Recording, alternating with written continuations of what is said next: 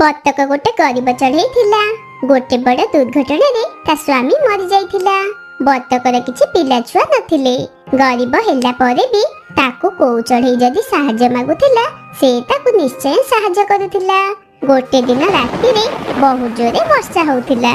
ठीक सेतिकी बेले ता घर कबाट बाहर पटु किए गोटे बाड़ेला।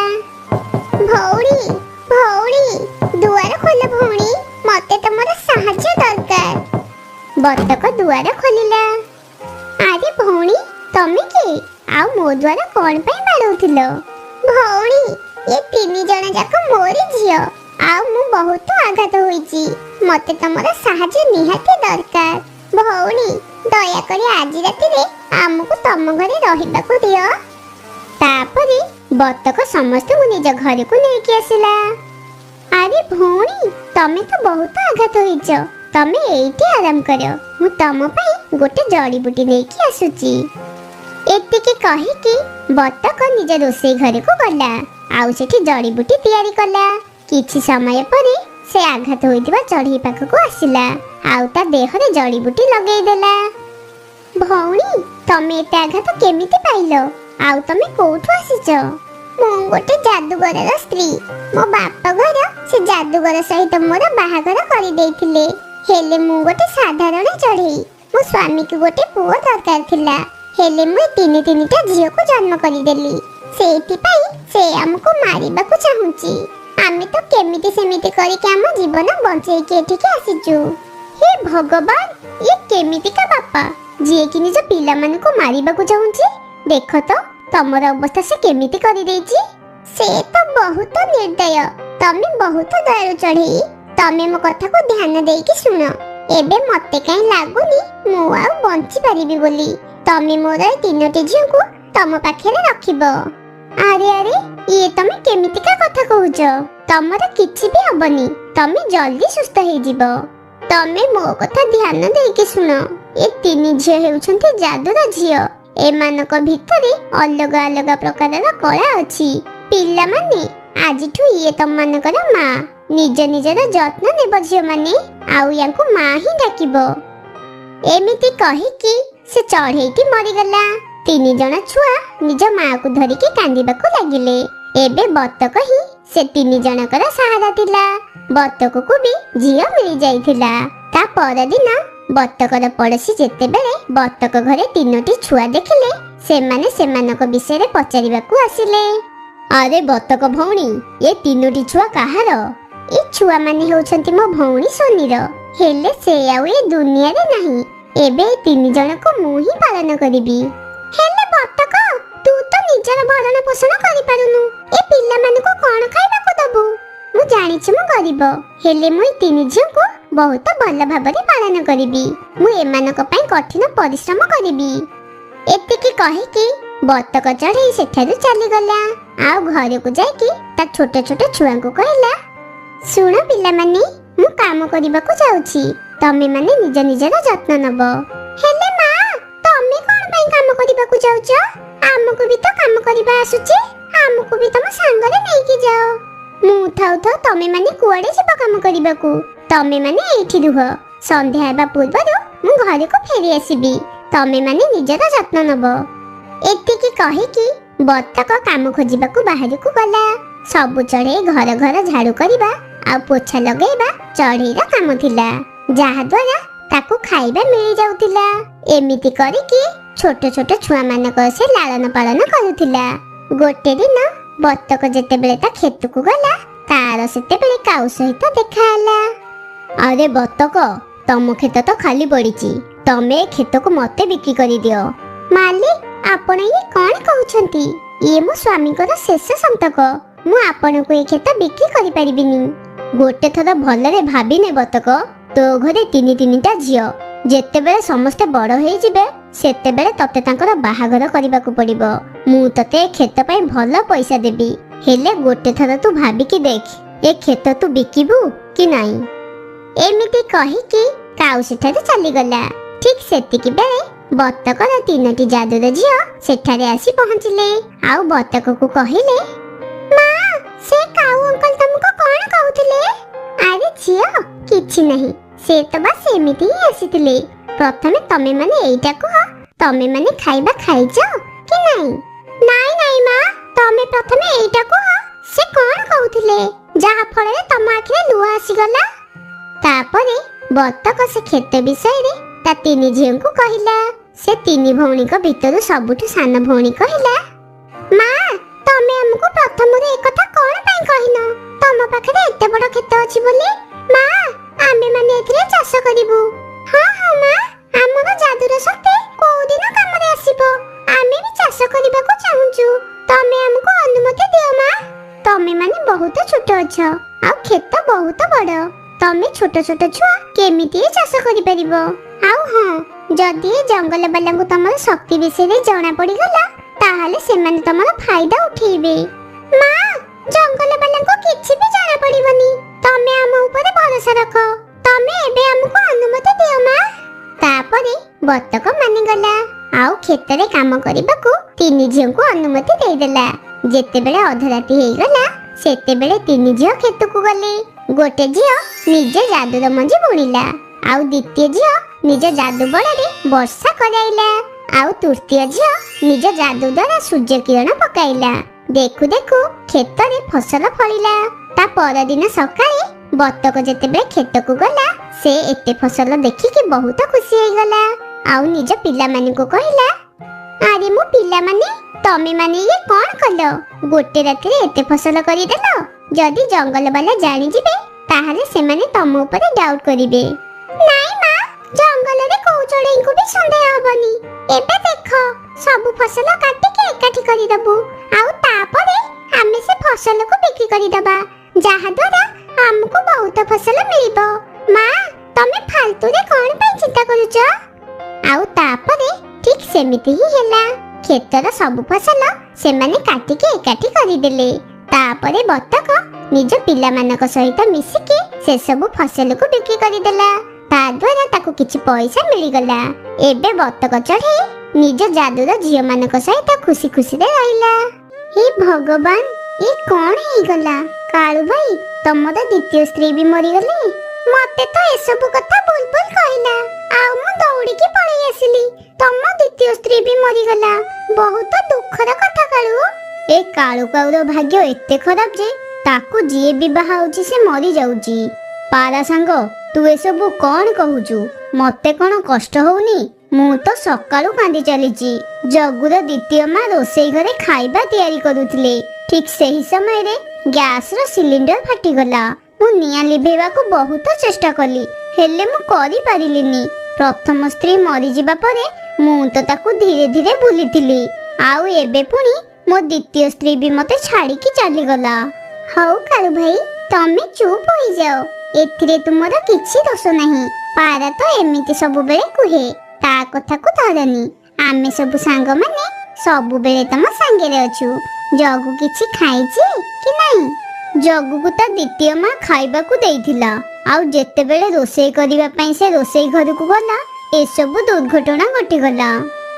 ସନ୍ଧ୍ୟା ହେଇଗଲା ଆଉ ସବୁ ଚଢ଼େଇ ମାନେ ନିଜ ନିଜ ଘରକୁ ଚାଲିଗଲେ। ଜଗୁ, ମୋ ପୁଅ, ତୁ ଚୁପ୍ ହେଇଯା ଧନ। ମୁଁ ତୋ ପାଇଁ ତୃତୀୟ ମାମା ଆଣିଦେବି। ମୁଁ ଜାଣିଛି ମା ବିନା ତୁ ରହିପାରିବୁନି।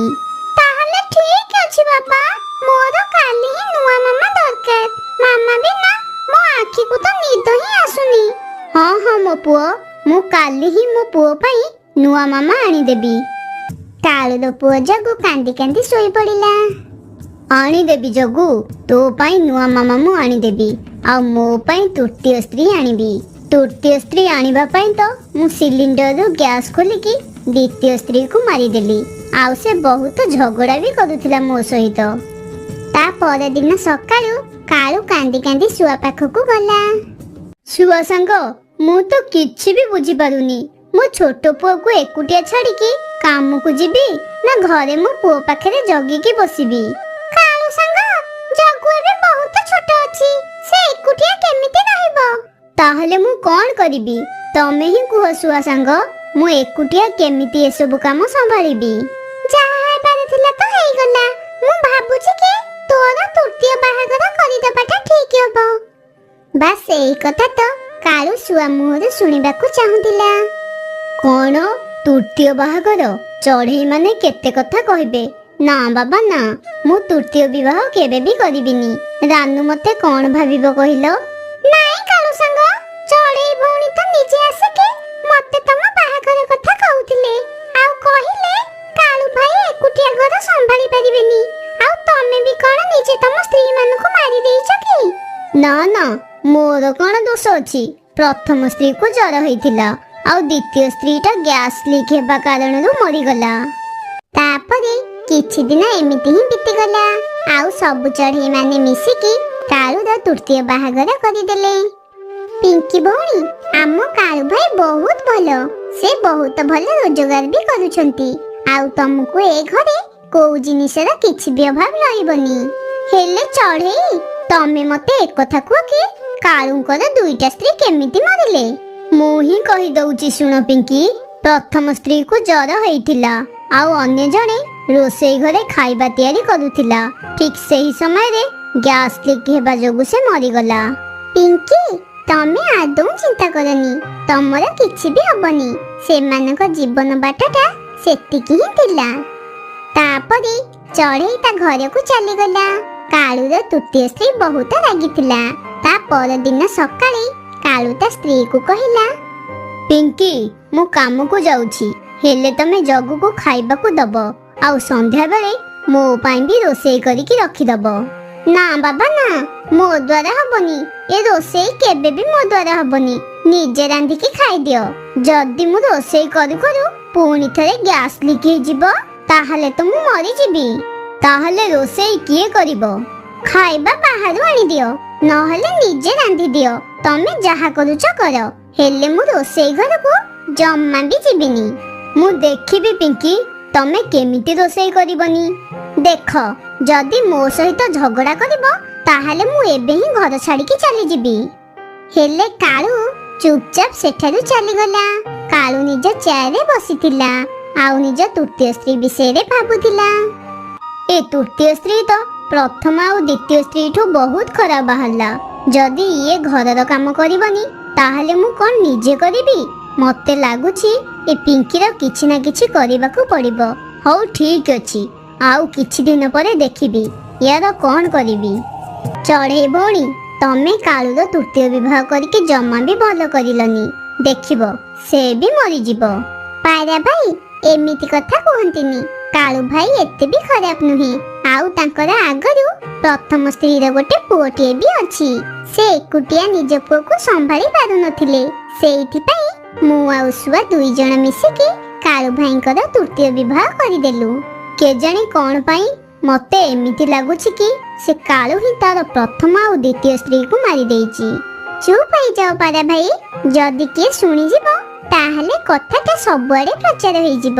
କାଳୁ ଭାଇ ଏମିତି କେବେ ବି କରିପାରିବେନି, ସେ ବହୁତ ରାଗି, ହେଲେ ଖୁନି ନୁହନ୍ତି। କାଳୁ ଯେତେବେଳେ ସନ୍ଧ୍ୟା ବେଳକୁ ଘରକୁ ଆସିଲା, ଦେଖିଲା କି ତା ତୃତୀୟ ସ୍ତ୍ରୀ ଶୋଇଛି। ପିଙ୍କି, ଉଠ, ତମେ କଣ ରୋଷେଇ କରିଦେଇଛ କି? ମୁଁ ସକାଳେ ହିଁ କହିଥିଲି ମୁଁ ରୋଷେଇ ଘରକୁ କେବେ ବି ଯିବିନି ବୋଲି। ଯଦି ଏତେ ଜୋରରେ ଭୋକ ଲାଗିଲାଣି, ତାହେଲେ ନିଜେ ଯାଇକି ରୋଷେଇ କରିଦିଅ। ମତେ ତ ରୋଷେଇ ଘରକୁ ଯିବାକୁ ଭୟ ଲାଗୁଛି। ତାହେଲେ ମୁଁ ବାହାର କାମ କରିବି, ଆଉ ଘର କାମ ବି କରିବି। ତାପରେ କାଳୁକୁ ଆଉ ରାଗିଗଲା, ଆଉ ତା ତୃତୀୟ ସ୍ତ୍ରୀକୁ ବହୁତ ଜୋରେ ମାରିଲା। ଏମିତି ହିଁ କିଛି ଦିନ ବିତିଗଲା। ଏବେ ମତେ ମୋ ତୃତୀୟ ସ୍ତ୍ରୀର କିଛି ନା କିଛି କରିବାକୁ ପଡ଼ିବ। ମୁଁ ୟା ସହିତ ଆଉ ରହିପାରିବିନି। କଣ କରିବି? କେମିତି ୟାକୁ ମାରିବି? ଯାଉଛି, ମାମୁଙ୍କ ପାଖକୁ ଯିବି, ସେ ହିଁ କିଛି ଭଲ ଉପାୟ ମତେ ଦେବେ। କାଳୁକୁ ଆଉ ନିଜ ମାମୁଙ୍କ ପାଖକୁ ଗଲା। ତାହେଲେ କଣ ତୁ ଏବେ ସେ ତୃତୀୟ ସ୍ତ୍ରୀକୁ ମାରିକି ଚତୁର୍ଥ ବିବାହ କରିବୁ? ମାମୁଁ, ମୁଁ ଆଉ କଣ କରିବି କୁହ? ଏ ପିଙ୍କି ତ ସେ ପ୍ରଥମ ଆଉ ଦ୍ୱିତୀୟ ସ୍ତ୍ରୀଙ୍କଠୁ ଅଧିକ ଖରାପ, ଆଉ ମୁହଁ ଉପରେ ବହୁତ ଜବାବ ଦଉଛି। ତମେ କିଛି ଗୋଟେ ଉପାୟ କହିଦିଅ। ତାହେଲେ ଏଥରକ ୱାସିଂ ମେସିନ୍ ଦ୍ୱାରା ହିଁ କରିଦିଅ। ମୁଁ ବୁଝିଗଲି ମାମୁଁ, ମୁଁ ସବୁ ବୁଝିଗଲି। ମୁଁ କାଲି ହିଁ ୱାସିଂ ମେସିନ୍ର ତାର ସର୍ଟ କରିଦେବି, ଆଉ ତାପରେ ମୁଁ ସେ ତୃତୀୟ ସ୍ତ୍ରୀ ପାଖରୁ ମୁକ୍ତି ପାଇବି। ହେଲେ ମାମୁଁ, କାହାକୁ ମୋ ଉପରେ ଡାଉଟ୍ ହବନି ତ? ମାରିବା ପରେ ବହୁତ ଭଲରେ ନାଟକ କରିବୁ, ଆଉ ତୁ ତ ସେ କାମରେ ଓସ୍ତାଦ ଅଛୁ, ତାହେଲେ କାହାକୁ ତୋ ଉପରେ ଡାଉଟ୍ କଣ ପାଇଁ ହବ? ତାପରେ କାଳୁକାଉ ସେଠାରୁ ନିଜ ଘରକୁ ଚାଲିଗଲା। ତା ସ୍ତ୍ରୀ ନଈ କୂଳକୁ ପାଣି ପିଇବାକୁ ଯାଇଥିଲା। ଠିକ୍ ସେହି ସମୟରେ କାଳୁ ୱାସିଂ ମେସିନର ତାରକୁ ସର୍ଟ କରିଦେଲା। ଆଉ ତା ସ୍ତ୍ରୀ ଆସିବା ବାଟକୁ ଅନେଇକି ବସିଲା। ପିଙ୍କି ଯେତେବେଳେ ଘରକୁ ଆସିଲା ତାକୁ କାଳୁକାଉ କହିଲା, ପିଙ୍କି ମୋ ସୁନ୍ଦରୀ ସ୍ତ୍ରୀ, ମୋ ନାଲି ରଙ୍ଗର ସାର୍ଟଟା ଟିକେ ଧୋଇଦିଅ। ମୋର କାଲି ଗୋଟେ ଫଙ୍କସନକୁ ଯିବାର ଅଛି। ହେଲେ ତମର ତ ଆହୁରି ବି ସାର୍ଟ ଅଛି ନା, ତମେ କଣ କେବଳ ସେଇ ସାର୍ଟ ପିନ୍ଧିକି ଯିବ? ହଁ ପିଙ୍କି, ମତେ ସେ ସାର୍ଟ ବହୁତ ଭଲ ଲାଗେ, ତମେ ଟିକେ ଧୋଇଦିଅ। କାଳୁ ଘରୁ ବାହାରକୁ ଚାଲିଗଲା। ପିଙ୍କି ଯେମିତି ହିଁ ସେ ୱାସିଂ ମେସିନକୁ ଛୁଇଁଛି ତାକୁ ବହୁତ ଜୋରେ କରେଣ୍ଟ ଲାଗିଲା। କାଳୁ, ଯଦି ମୁଁ ରୋଷେଇ ଘରକୁ ନ ଗଲି ତାହେଲେ ତମେ ମତେ ଏମିତି ମାରିଦେଲ। ଏମିତି କହିକି କାଳୁର ତୃତୀୟ ସ୍ତ୍ରୀ ପିଙ୍କି ବି ମରିଗଲା। ଏବେ ତ ପିଙ୍କି ମରି ଯାଇଥିବ, ମୁଁ ଯାଉଛି ଚଢ଼େଇକୁ ମୋ ଘରକୁ ଛାଡ଼ିବି, ଆଉ ସେ ହିଁ ନିଜ ଆଖିରେ ମୋ ତୃତୀୟ ସ୍ତ୍ରୀକୁ ମରିକି ପଡ଼ିଥିବାର ଦେଖିବ। ତାପରେ କାଳୁ ଚଢ଼େଇକୁ ଫୋନ କଲା। ହ୍ୟାଲୋ ଚଢ଼େଇ ଭଉଣୀ, ମୁଁ ପିଙ୍କିକୁ 100 ଥର ଫୋନ କଲାଣି, ହେଲେ ସେ ଫୋନ ରିସିଭ୍ କରୁନି। ତମେ ମୋ ଘରକୁ ଯାଇକି ପିଙ୍କିକୁ ଟିକେ ଫୋନ ଦିଅ। କାଳୁକାଉର କଲ୍ ଆସିଥିବାର ଦେଖିକି ଚଢ଼େଇ କାଳୁକାଉର ଘରକୁ ଗଲା। ଆରେ ଇଏ କଣ? ପିଙ୍କି ତ ମରି ଯାଇଛନ୍ତି, ୟାଙ୍କର ପୁଣି କଣ ହେଲା? ଚଢ଼େଇ କାନ୍ଦିବାକୁ ଲାଗିଲା। ଚଢ଼େଇର କାନ୍ଦିବାର ଶବ୍ଦ ଶୁଣିକି ଶୁଆ ଓ ପାରା ବି ସେଠାକୁ ଆସିଗଲେ। ଏସବୁ କେମିତି ହେଲା? ଇଏ ତ ମରି ଯାଇଛି, କାଳୁର ତୃତୀୟ ସ୍ତ୍ରୀ ବି ମରିଗଲା। କାଳୁ ବି ନିଜ ଘରକୁ ଆସିଲା। ତମେ ସମସ୍ତେ ଏଠି କଣ ହେଲା? ସବୁ ଠିକ୍ ଠାକ୍ ଅଛି ତ? ବାପା, ମୁଁ ଶୋଇଥିଲି ଆଉ ମତେ ଚଢ଼େଇ ଆଣ୍ଟି ଉଠେଇକି କହିଲେ କି ମୋ ତୃତୀୟ ମାମା ମରି ଯାଇଛନ୍ତି ବୋଲି। ନାଇଁ, ଏମିତି ହେଇପାରିବନି ପିଙ୍କି। କାଳୁ ଏମିତି ବହୁତ ନାଟକ କଲା। ପିଙ୍କିକୁ କରେଣ୍ଟ କେମିତି ଲାଗିଲା? ମୁଁ ପୋଲିସକୁ ଫୋନ କରୁଛି, ସେ ଆସିକି ଇନକ୍ୱାରି କରିବେ। ନାଇଁ ନାଇଁ ପାରା ଭାଇ, ମୁଁ ହିଁ ପ୍ରଥମେ ଘରକୁ ଆସିଥିଲି, ସେତେବେଳେ ମୁଁ ଦେଖିଲି କି ପିଙ୍କି ମରି ଯାଇଛି। ପାରା ସାଙ୍ଗ, ଏସବୁ କଥାରେ ପୋଲିସକୁ କଣ ପାଇଁ ଆଣିବ? ଯାହା ହେବାର ଥିଲା ତ ହେଇଗଲା। ହଁ ହଁ ପାରା, ଏଥରକ ତମେ କାଳୁ ଭାଇକୁ ଜମା ବି ଦୋଷ ଦିଅନି। ଯେତେବେଳେ ପିଙ୍କି ମରିଲା ଏ ବିଚାରା ତ ଘରେ ହିଁ ନଥିଲା। ଏମିତି ବହୁ ସମୟ ବିତିଗଲା। ଆଉ ତାପରେ 2 ମାସ ପରେ କାଳୁ ଚତୁର୍ଥ ବିବାହ କଲା। ତାର ଚତୁର୍ଥ ସ୍ତ୍ରୀର ନାଁ ଥିଲା ଗୋରୀ, ଯିଏ କାଳୁ ଭଳିଆ ବହୁତ ଚାଲାକ ଥିଲା। କିଛି ଦିନ ତ ଭଲରେ ଭଲରେ ବିତିଗଲା। ଆଉ କାଳୁର ଗୋରୀ ସହିତ ବି ଝଗଡ଼ା ଆରମ୍ଭ ହୋଇଗଲା। ତମଠୁ ତ ସେ 3 ଜଣ ବହୁତ ଭଲ ଥିଲେ, ସେମାନେ ମୋର ସବୁ କାମ କରିଦଉଥିଲେ। ମୁଁ ତମ ସ୍ତ୍ରୀ, ମୁଁ କୋଉ କାମ କରୁଥିବା ମେସିନ ନୁହେଁ ଯେ ମୁଁ ତମର ସବୁ କାମ କରିବି। ମୁଁ ରୋଷେଇ କରୁଛି, ଆଉ ତମର ଏଇ ଛୋଟ ପୁଅର ଧ୍ୟାନ ବି ରଖୁଛି। ଏତେ ସବୁ ପରେ ବି ତମେ ମୋଠୁ ଆଉ କଣ ଆଶା କରୁଛ? ଗୋରୀ, ମୁହଁ ଉପରେ ଜବାବ ଦେବା ମତେ ଜମାରୁ ବି ଭଲ ଲାଗେନି। ଚୁପ୍ ରୁହ, ଆଉ ମୋ ମୁହଁ ଉପରେ ଏମିତି କେବେ ବି ଜବାବ ଦବନି। ପାରା ଭାଇ, ମତେ ତ ଏବେ କାଳୁ ଭାଇ ଉପରେ ଟିକେ ଡାଉଟ ହେଲାଣି। ମୁଁ ତ ପ୍ରଥମ ଦିନରୁ ହିଁ ସେଇ କଥା କହୁଛି, ହେଲେ ମୋ କଥା କେହି ବି ଶୁଣିଲନି। ଏ ବୁଢା କାଉ ବାହାଘର ପରେ ବାହାଘର କରି ଚାଲିଛି, ଆଉ ତାର ସବୁ ସ୍ତ୍ରୀ ମରି ବି ଯାଉଛନ୍ତି, ନିଜେ ତ କାଇଁ ମରୁନି? କାଳୁ ଭାଇ ଯେବେଠୁ ଚତୁର୍ଥ ବିବାହ କଲେଣି ମତେ ସେବେଠୁ ତାଙ୍କ ଉପରେ ଡାଉଟ ହଉଛି। ଏମିତି ସମୟ ବିତିଗଲା। ଆଉ ଯେତେବେଳେ କାଳୁର ତା ଚତୁର୍ଥ ସ୍ତ୍ରୀ ସହିତ ମନ ଭରିଗଲା, ତାପରେ ସେ ଗୋରୀକୁ ବି ମାରିବାକୁ ପ୍ଲାନ୍ କଲା। ଆଉ ସେ ଆଇରନର ତାର ସର୍ଟ କରିଦେଲା। ଗୋରୀ ସେସବୁ ଲୁଚିକି ଦେଖୁଥିଲା, ହେଲେ ସେସବୁ ଦେଖିକି ସେ ଚୁପ୍ ରହିଲା। ଗୋରୀ, ମୁଁ କିଛି ସମୟ ପାଇଁ ବାହାରକୁ ଯାଉଛି, ମୁଁ ଆସିବା ବେଳକୁ ତମେ ମୋର ଏ ସାର୍ଟଟା ଆଇରନ୍ ଦେଇଥିବ। ତାପରେ କାଳୁ ଏତିକି କହିକି ଘରୁ ବାହାରକୁ ଚାଲିଗଲା। ଏବେ ଗୋରୀ ବି ମରିବ, ତାପରେ ମୁଁ ପଞ୍ଚମ ବିବାହ କରିବି। କାଳୁ, ମୁଁ ସେ 3 ଜଣଙ୍କ ଭଳି ଏତେ ସହଜରେ ମରିବିନି। ଏବେ ମୁଁ ସମସ୍ତଙ୍କୁ କହିବି କି ତମେ ତମ 3 ଜଣ ସ୍ତ୍ରୀଙ୍କୁ ମାରିଛ। ତାପରେ ଗୋରିକା ଆଉ ସବୁ ଚଢ଼େଇ ମାନଙ୍କୁ ନିଜ ଘରକୁ ଡାକିଲା, ଆଉ ପୋଲିସକୁ ବି ଡାକିଦେଲା। କାଳୁ ବି ସନ୍ଧ୍ୟା ପରେ ଘରକୁ ଫେରି ଆସିଲା। ତମେ ମାନେ ସମସ୍ତେ ଏଠି କଣ କରୁଛ? ଆଉ ଗୋରୀ ତମେ? ହଁ, ମୁଁ ବଞ୍ଚିଛି, ଆଉ ମୁଁ ହିଁ ଏମାନଙ୍କୁ ଡାକିଛି, କାରଣ ମୁଁ ତମକୁ ଆଇରନ୍ ତାର ସର୍ଟ କଲା ବେଳେ ଦେଖିଦେଇଥିଲି। କାଳୁ କାଉ ତମକୁ ଭାଇ ଡାକିବାକୁ ମତେ ବହୁତ ଖରାପ ଲାଗୁଛି। ସବୁ ସତ କଥା କହ କାଳୁ କାଉ, ନା ଜେଲକୁ ଗଲେ କହିବୁ? କହ, ତୋ 3ଟା ସ୍ତ୍ରୀକୁ ତୁ କେମିତି ମାରିଲୁ? କାଳୁ ବି ଜାଣି ଯାଇଥିଲା କି ସେ ଏବେ ଧରା ପଡି ଯାଇଛି। ପ୍ରଥମ ସ୍ତ୍ରୀକୁ ଚାରେ ବିଷ ଦେଇଦେଲି, ଦ୍ୱିତୀୟ ସ୍ତ୍ରୀକୁ ଗ୍ୟାସରେ ପାଇପ ଲିକ୍ କରିଲି, ଆଉ ତୃତୀୟ ସ୍ତ୍ରୀକୁ ୱାସିଂ ମେସିନରେ ତାର ସର୍ଟ କରିକି ମାରିଦେଲି। ଆଉ ଏବେ ୟାକୁ ଆଇରନ୍ ଦ୍ୱାରା ମାରିବାକୁ ଚାହୁଁଥିଲି। ପୋଲିସ କାଳୁକୁ ନିଜ ସ୍ତ୍ରୀ ମାନଙ୍କୁ ମାରିବାର ଦଣ୍ଡ ଦେଲା।